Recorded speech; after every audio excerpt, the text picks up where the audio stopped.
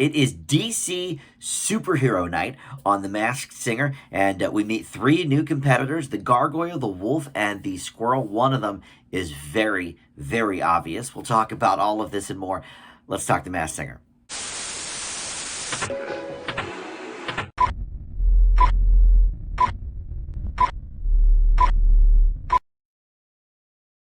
Hey guys, Dan here. This is Dan Reviews It. Welcome to my Masked Singer recap and reaction video. We are in season 9, and we're talking about episode 4, which is the DC Superhero Night. It's basically presented to us by the new DC film Shazam. I forget the full title, but Shazam 2, whatever, which comes out in theaters next weekend, so makes sense that they sort of gone with this theme, because when they announced this last week, I thought, well, there's not like music involved with DC movies necessarily. I mean, some of the Batman movies have some cool soundtracks, but I thought that was an odd choice. But the panel dressed up. We get clues from Zachary Levi and Dame Helen Mirren, who are both in the new Shazam movie. Is it called Fury of the Gods, maybe? Anyway, but with that, we meet the second new group of competitors, the Gargoyle, the Wolf, and the Squirrel. So before we dive into all this, I want to welcome you into Dan Reviews It. We do the Masked Singer videos every week here during the season, and if you are not one of my subscribers, but you enjoy my videos, would love to have you click that button down below there, the little subscribe, and comment below too. I love interacting with you guys about who is under the masks. And one of these people will go forward to next week and face off against two new competitors on the road to the, I think, quarterfinals in a few weeks. But let's get down to business here. The Gargoyle went first, and this is, I think, a sports star, but let's look at the clues here. He said, from age 6, I knew I wanted to be a superhero, but I was stuck on the sidelines while my peers flew. And we see a jukebox there with a sticker that says, I Heart LA. My dad's great advice was, or my dad's giant advice or something was, don't let, they said the word giant at some point, which plays in. Advice was to not let anyone tell you you can't do something. We see a game controller at that point, like an Xbox controller kind of thing. He says, I shocked millions with how hard I slay. At that point, we see hot sauce being poured on a taco shell. He said, I went from the guy they passed on to the guy they passed to. And we saw a charge card at that point as well. He sang One Call Away, which is, I think, Wiz Khalifa. Maybe I didn't write that down, but I think that's who sings that. And then the Shazam Clue, which came to us courtesy of Zachary Levi and Dame Helen Mirren, said that he is a rock-solid record maker. And the Gargoyle expanded on that. He said, I'm the king of making waves, but being part of history is the best bonus. And the clues from the panel, all right, so Robin put the clues together similar to the way I did, which is the charging credit card and the I Love LA, the LA Chargers. So, okay, that makes sense. But he noticed that there was a gate at the beginning of the clue package. So he's thinking it is for the LA Rams or LA Chargers star Antonio Gates. Okay, certainly possible. I don't know who that is, but based on the clues and the gate at the beginning, okay, I can see it. Ken went in left field as always and said it was the weekend. There was some clue in the package about the lights are blinding or something. Come on, it's not the weekend. But then Jenny thought it could be this other sports guy who plays for, or did play for, the LA Rams and the New York Giants. I didn't write down the word giant when I wrote everything down, but he said something about giant. So I think maybe my dad's giant advice is what he said. But anyway, Odell Beckham Jr. is her guess. He plays for the Rams and the Giants and whatever. So, all right.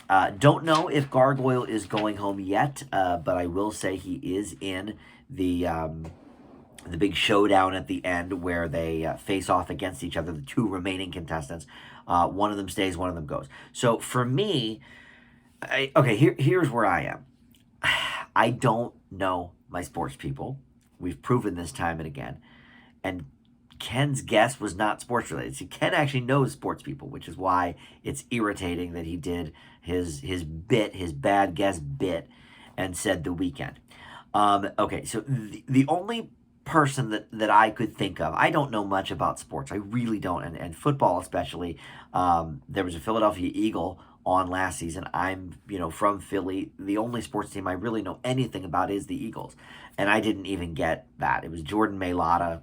Never heard of him before that episode, and really haven't heard of him since. But okay, I know somebody that is on the current roster of the LA Chargers, and he is a wide receiver. And I got there because he said, I went from the guy they passed on to the guy they pass to. Okay, so to me, I was thinking wide receiver, and I got the same sort of bit that Robin did, the Chargers, charge card, and then the I Love LA Chargers. And his name is Keenan Allen. But here's my problem. I don't know anything about sports, so is that even a good guess? I have no clue. So Antonio Gates may be a great guess because we did see those gates opening up at the beginning of the package. So, look, we'll get to this here if the Gargoyle is going home. If not, then I'll need your help in the comments to figure this out. But I don't know. I was thinking maybe Keenan Allen just because I know who that is, but maybe the clues don't match up that well to him. I don't know. All right, so up next is the Wolf. I think this is one of the most obvious contestants we have ever had on this show. So I'm just going to do the clues quickly and then go to the Take It Off because he is the first to be unmasked in this episode. All right, he says, welcome to my love den. We see an Andy Garcia photo with a heart around it. He is playing the saxophone. He says, I'm a sucker for romance. I'm a man of many talents, but the art of seduction is my superpower. There was a clock there with lines under the 12 and over the 6. Not actually hands like a clock, just straight up like black lines. He says, I'm responsible for more than one baby, certainly, and Nick Cannon is a hero of mine. Poking fun at the fact that Nick has a lot of babies. He says, can I offer you one of my Grammys? At that point, we see a red sailboat, and he says, if you want to laugh, let me pop in my movie. And then we see a videotape called The Wolf. He says he is friends with Lady Gaga, Jay-Z, and Andy Samberg. And he said, let me show you the power of love. And he did Break On Through by the Doors. And the moment, he sang one note, and I knew immediately who it was. I wasn't sure from the clue package. I had a couple of different guesses. I thought Kenny G was a little too obvious with the saxophone thing. But the guesses from the panel, Michael Bolton from Robin, which Nicole agreed with. Ken thought Richard Marx because, the Shazam Clue from Dame Helen Mirren and Zachary Levi is Timberlake. And so he said, this is somebody I have collaborated with. Okay, JT's collaborated with a lot of people. Richard Marx, which is Ken's guess, did write a great NSYNC song called God Must Have Spent a Little More Time on You. And then Nicole jokingly thought when the Clue package originally came out, it was Gerardo who sang One Hit Wonder. He sang Rico Suave in the 90s. But look, from the first note, this was so obvious. It was Michael Bolton. Talk about an iconic voice. You hear that and Look, we know Ken is paid to make stupid guesses. Richard Marx actually isn't a terrible guess if the voice wasn't so dang obvious. And so, as such, the Wolf is the first one to go home on tonight's episode. So we'll get to the Squirrel here in a second. First, we'll do the Take It Off. But, this is 1,000% Michael Bolton. And he's been doing a lot of these shows lately. He was singing on The Dating Game with Zooey Deschanel, which I think is not coming back after its initial run. But he did that. And then he was one of the contestants in the American Song Contest, which was like Eurovision, but for America. And, 50 songwriters and singers went head to head to head. Most of them were not famous, but each region sort of had a famous person. Jules sang for Alaska, and I forget what state Michael Bolton's from, but he sang for that. And it's just, this is the kind of stuff he does now. Andy Samberg, obviously, he's friends with because of the Jack Sparrow song that they did. I don't know specifically the Timberlake song, but I'm sure he collaborated with Justin or NSYNC or whatever at some point. Same with Lady Gaga. This is 1,000,000% Michael Bolton. I think it's the easiest one we've ever had on the show. We're not going to belabor the point. Let's just get to the take it off. We know who it is already. Right, I mean, come on. That was like so obvious. I mean, let's be serious here. And I love who doesn't love Michael Bolton, right? He, I think for a little while was sort of a, turn that down a little bit. I think for a while he was a little bit of a joke. Too velvety smooth with the crooning. But he sort of has leaned into that in the last 20 years. He's got a great sense of humor about himself. I could get used to being the wolf. Let's hear what he says. He could get used to being the wolf. Great. The show's great, but the audience, you guys were fantastic. Thank you. Yeah, I mean, because the audience all knew it was him too. How do you not know it's Michael Bolton? I mean, it was so obvious. Yeah, what a legend. So all right, look, my guess is that it was probably in his contract that he would be voted off in the first week because all right, he says he's got some album coming out or something with Beautiful World. All right, that's fine. Anyway, he's got a new album coming out. Okay. But look, here's the deal. Everybody knew it was Michael Bolton. It was very obvious. But I think it was in his contract probably to do this show. Okay, I only want to be on 1 week because we all know what an amazing voice he has. He could beat the pants really off of anybody. I think the football player, whoever he is, sang well. But come on, was he a better singer than Michael Bolton? Obviously not. So all right, let's get to the squirrel now. And I don't know, again, if the squirrel is going home or the gargoyle, but we'll go to the clues here. Growing up, was just an average an average professional figure skater with Olympic dreams. So I was thinking immediately, okay, this is an Olympic skater, but then it sort of turns on its ear, and she said then she wanted to be a child psychologist. We saw a smiley face at that point, but I landed myself in Hollywood, and we see a gorilla at that point.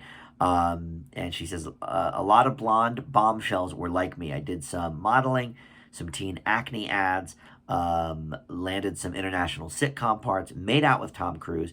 I love playing the girl next door who's also funny. We see a castle at that point, and she says, I'm all dolled up. We also saw some Swedish meatballs at some point, and she sang the great song Try by Pink. The clue, the Shazam clue was not actually from Zachary Levi and Helen Mirren, but from one of the artists currently at DC, Jim Lee, I think was his name, and he created this scene for us to look at with Hero Time on the signs, and he said, well, I think that's enough of a hint for you. And she said something about, it's all worth the hard work. To see your product, which I'm thinking is a movie, right? All right, so the names from the panel. Naomi Watts was mentioned, Katie Holmes. Now look, Katie Holmes is not going to talk about Tom Cruise, okay? Their divorce was horrible. He does not see their daughter together ever, which, I think what you want about Tom Cruise, the Scientology stuff, okay, that's one thing. I personally think he is one of the greatest actors we have. He is a movie star. He exudes all of that. But the fact that he hasn't seen his daughter in like 10 years, that's, I've got other thoughts about that. But anyway, so it's not Katie Holmes. She's not going to go on this show and say anything about Tom Cruise. Michelle Monaghan was mentioned. Renee Zellweger, of course, Jerry Maguire co-star. Margot Robbie was mentioned for the figure skating stuff. Ken said that, but she has not kissed Tom Cruise in a movie as far as we know. And then Uma Thurman was mentioned as well. She is Swedish. I don't know if she's made out with Tom Cruise. So I have another guess on this. This is somebody who I was trying to think of some of Cruise's earlier co-stars because, like Cameron Diaz, for example, she's been in a couple movies with him. I think we would know her voice. She sang in Annie. not very well, by the way.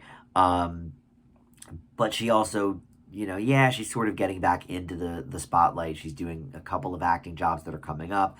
But I don't think she'd be doing this show. So I ruled her out immediately. I thought the two of his female co-stars that we would still know, one of them is blonde, so I took the blonde bombshell part from her. The other one is not blonde, so I'm going to rule her out. That's Janine Triplehorn, who was his wife, I think, in The Firm. So I'm going to rule her out because she's not blonde. But this gal is blonde, and I can totally see her, being sort of petite enough to be great as a figure skater as a young girl. And I don't know much about the international sitcom parts, but I can definitely see her doing some modeling, some teen acne stuff. And she has certainly made out with Tom Cruise on film.